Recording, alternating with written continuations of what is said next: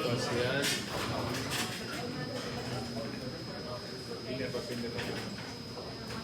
Glosofaringeo no, porque el glosofaringeo lo termina vehiculando el trigémino. A ver, trigémino, ¿para qué parte? Para la cara. Para la cara. ¿Qué componente? Sensitivo. Sensitivo. A uno. Facial. ¿Para dónde? Para la cara. ¿Qué componente? Van dos. Motor y sensitivo. ¿Y? El scalp. ¿Quién para el scalp?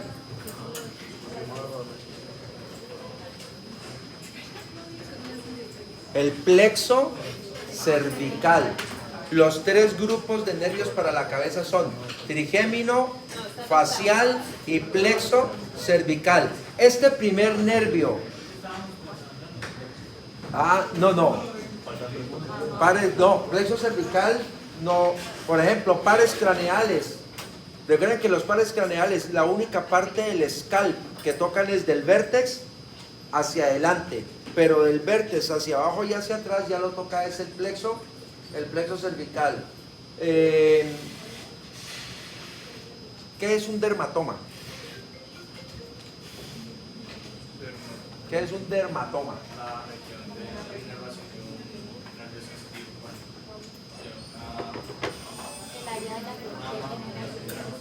Área de la piel relacionada con quién.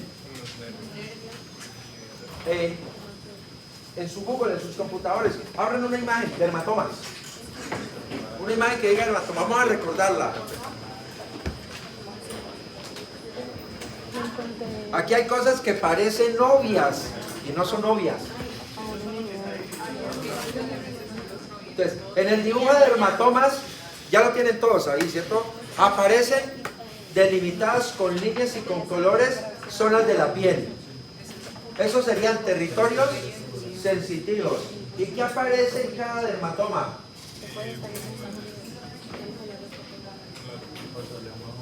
Aparece C4, T2, ¿qué es C4? ¿Qué es T2? ¿Qué es L4?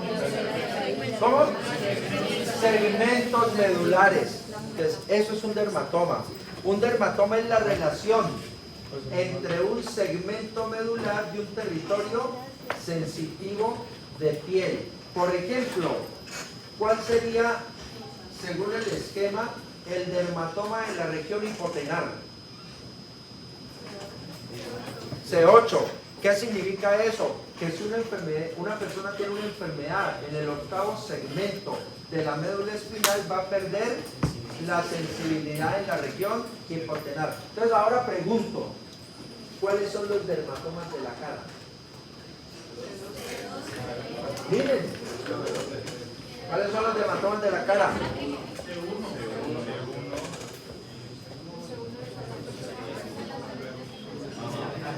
De la cara. ¿Cómo? No hay dermatomas en la cara porque el dermatoma es la relación segmento de médula con piel sensitiva. ¿Por qué en la cara no hay dermatomas? Porque está elevado por el trigémino y el trigémino es un par craneal y los pares craneales no se originan de la médula espinal. Pero ¿cuáles serían los dermatomas de la región occipital? O sea, de la cara. C2 y C3. ¿Y eso qué es? C2 y C3. Plexo cervical, que es C1, C2 y C4. ¿Listo? Es el nervio auricular magno o auricular mayor. Entonces, es el nervio del ángulo de la mandíbula, de la región del lóbulo y de la región mastoidea. O sea que el nervio auricular magno está relacionando la médula cervical con la piel, cubre un dermatoma. Vamos a mirar entonces un poco más atrás al nervio auricular magno y a la arteria auricular posterior. Quiero que miren el nervio occipital menor. ¿Cuál sería el nervio occipital menor? Son occipital y menor de eso. El segundito. Nervio occipital menor.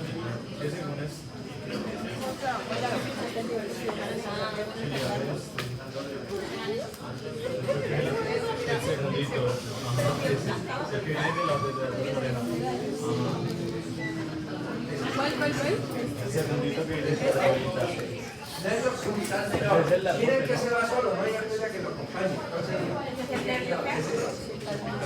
No, desde abajo. No, ese no es el occipital. ¿Cuál sería el occipital menor? ¿Desde abajo? A ver, ¿qué tanto de tapa?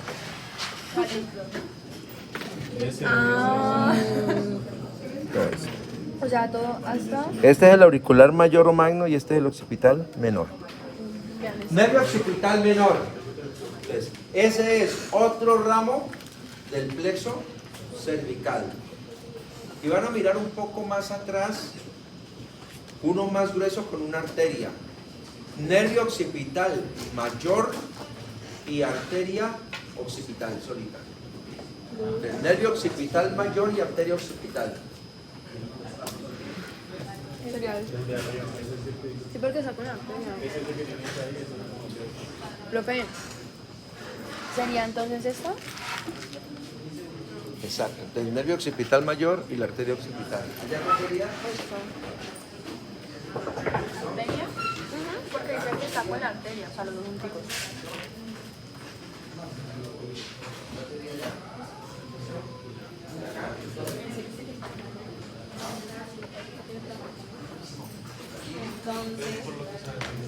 ¿Lo veo bien?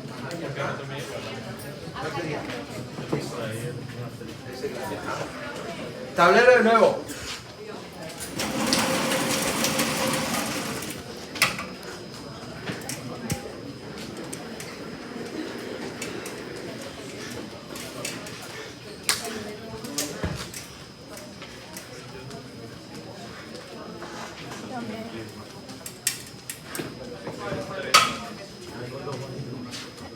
Voy a representar, voy a dibujar un segmento de la médula espinal.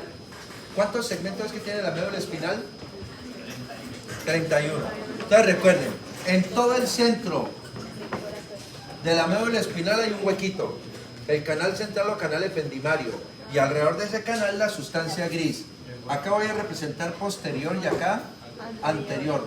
Posterior sinónimo de dorsal, anterior sinónimo de ventral. Entonces alrededor del canal ependimario, astas posteriores, astas laterales o intermedias y astas anteriores, que son las más grandes. Y rodeando la sustancia gris de la médula espinal, la sustancia blanca, cordón posterior, cordón lateral y cordón anterior. Tengo ahí uno de los 31 segmentos de la médula espinal. En estas que serían las astas anteriores, vamos a encontrar los cuerpos de las neuronas motoras inferiores, también llamadas motoneuronas alfa y motoneuronas gamma. Entonces, esto es de componente motor. En las astas posteriores voy a encontrar cuerpos de neuronas sensitivas y les voy a llamar neuronas sensitivas de segundo orden. Entonces, de esa forma, el asta anterior de la médula es motora y el asta posterior es sensitiva. Lo motor es eferente, por eso la cabeza de la flecha indica que sale. Entonces, ¿qué va a suceder? Que estos axones de estas neuronas motoras del asta anterior salen de la médula espinal, aquí coloquémonos, saliendo,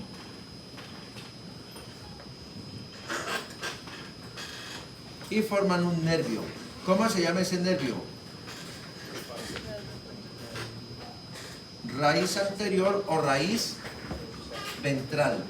Eso significa que si la raíz anterior sale del asta anterior y el asta anterior es motora, pues la raíz anterior es motora.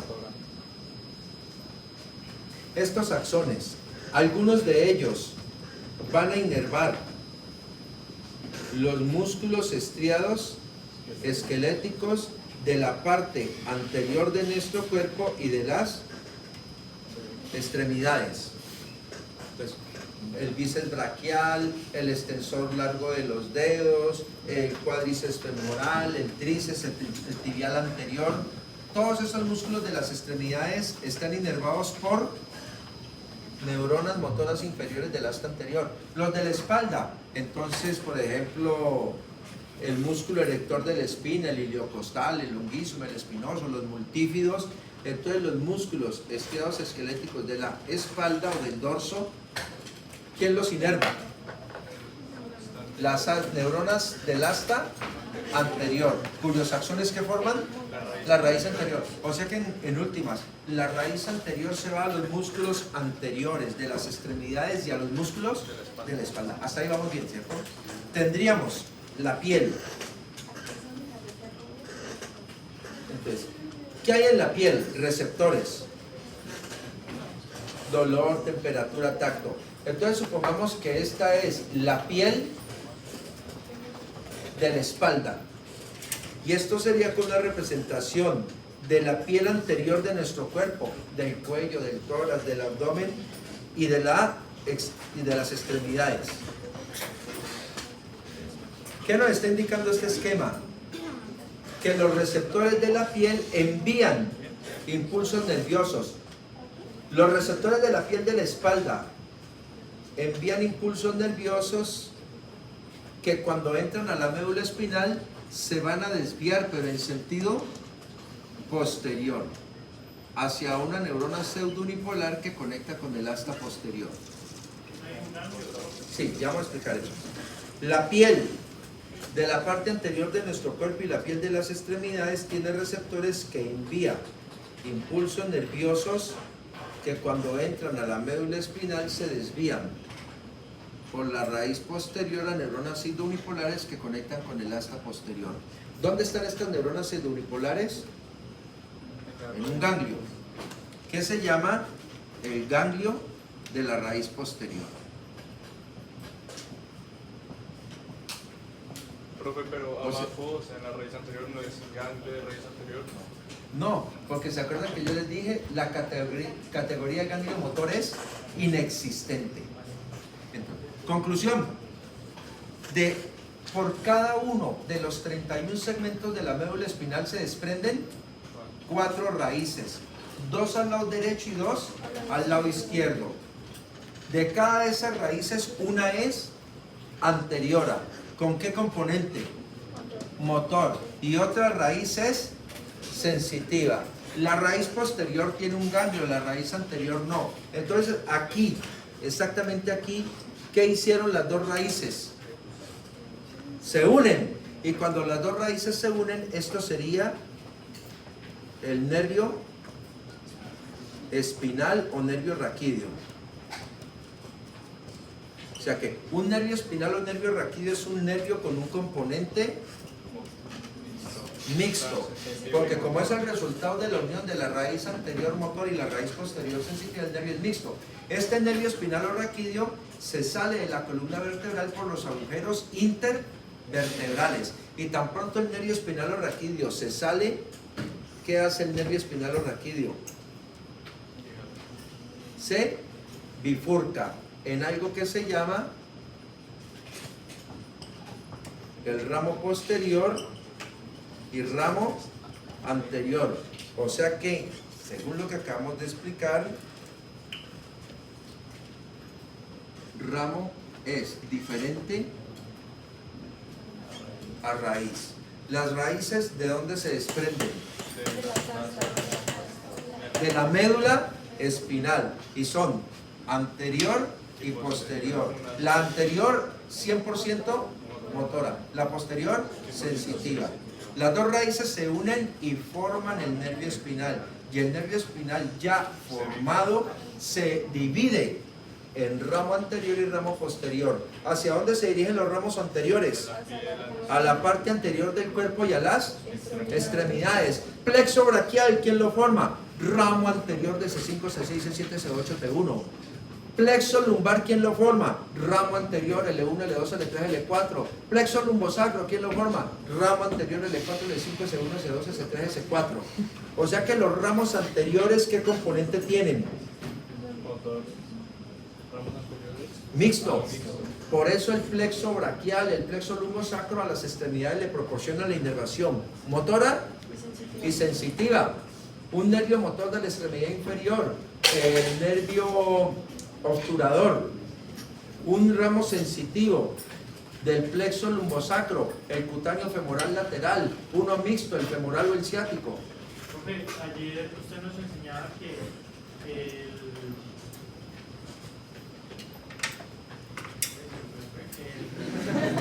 plexo cervical se forma y veíamos que todo era ventral, todo era ventral, todo era ventral. Ventral sinónimo de... De anterior. Entonces, ¿de dónde se forman los plexos periféricos de la médula espinal? ¿Quién los forman?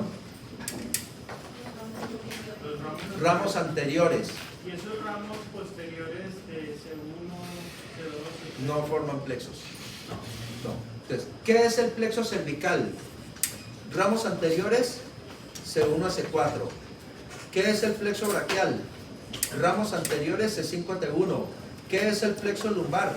Ramos anteriores, L1 a L4. ¿Qué es el plexo lumbosacro? Ramos anteriores de L4 a S4.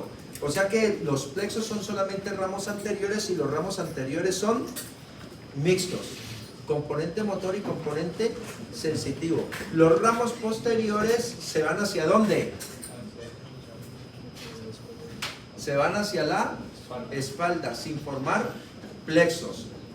Acabamos de mencionar algunos nervios: el auricular magno o auricular mayor, el occipital menor. Estos vienen del plexo cervical. Entonces, ¿qué son?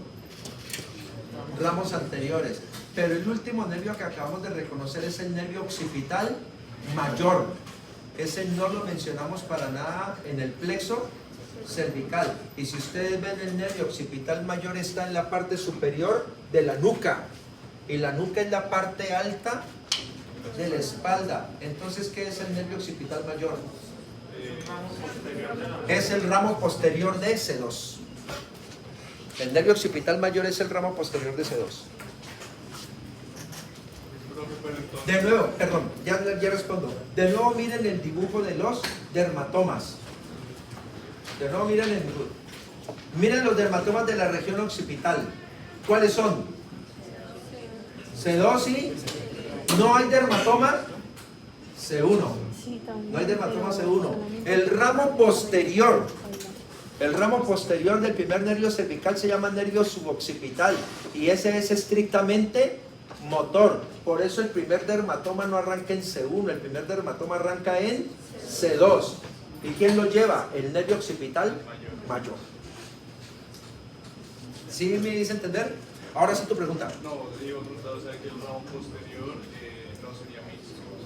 No, los ramos posteriores son mixtos para los músculos de la espalda y para la piel de la espalda. Solo que los ramos posteriores no forman plexos, van llegando de manera independiente, uno a uno. Ok.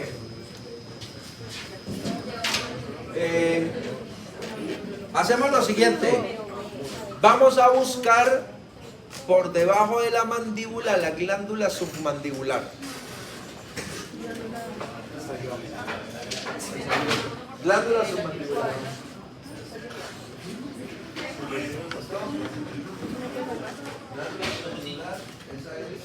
Pues hagámosle así. Rojito, rojito, de como era. ¿Cuál te quiero ver? Ahí se ve el propósito. Ah, ¿ese? Ajá. Glándula submandibular. Es que le ponemos. Hagámoslo así. ¿Cuál? La glándula Este, amigo. submandibular. Desmóntelo si quieres. ¿Cómo se desmonta, profe? Ah, La glándula submandibular. Entonces, esa glándula es una glándula salival. ¿Quién la inerva? El facial, o en su defecto la cuerda del tímpano, que es un hijo del facial. Pero ¿quién vehicula? El lingual.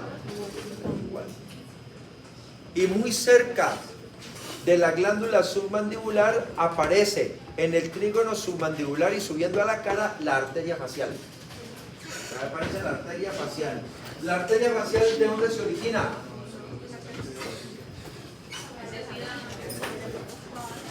La arteria facial, ¿rama de quién? Carótida externa. Rama de la carótida externa. Bien. Vamos a dejar de lado ese modelo y vamos a coger la tabla y vamos a ver en la tabla el corte sagital.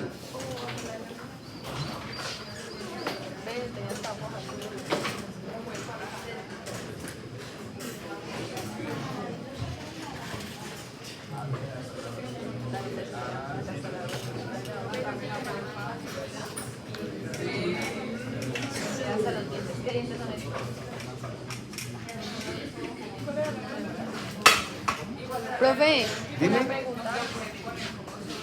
¿Qué dientes podrían ser estos los premolares? Muy difícil por el corte, pero Si están acá serían como molares Son- o premolares. son unirradiculares, premolares. Cuando son molares son multirradiculares. Mira, el diente tiene una corona y la raíz. Los premolares tienen como una sola raíz. Pero si fueran molares tendrían hasta cuatro raíces. Se puede ver una aquí, se debería ver otra acá. Entonces, premolares. Y los Pero que no es tienen difícil. uno serían los incisivos. Lo que es incisivos, canino y premolares son de una sola raíz. Eso quiere decir- Algunos premolares pueden tener dos raíces. Pero- Generalmente el segundo premolar tiene dos raíces.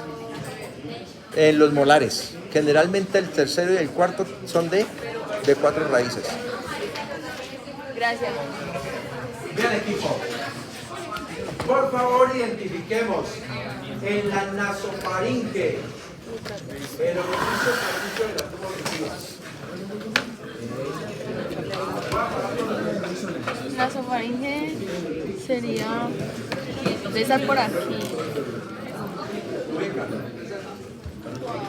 Este dices tú. Debe ser por ahí. Es que la nasofaringe está por acá en esta ¿Ustedes zona. son la nasofaringe? No, yo creo que es esta imagen. No, es esta. sagital. Tú dices esta.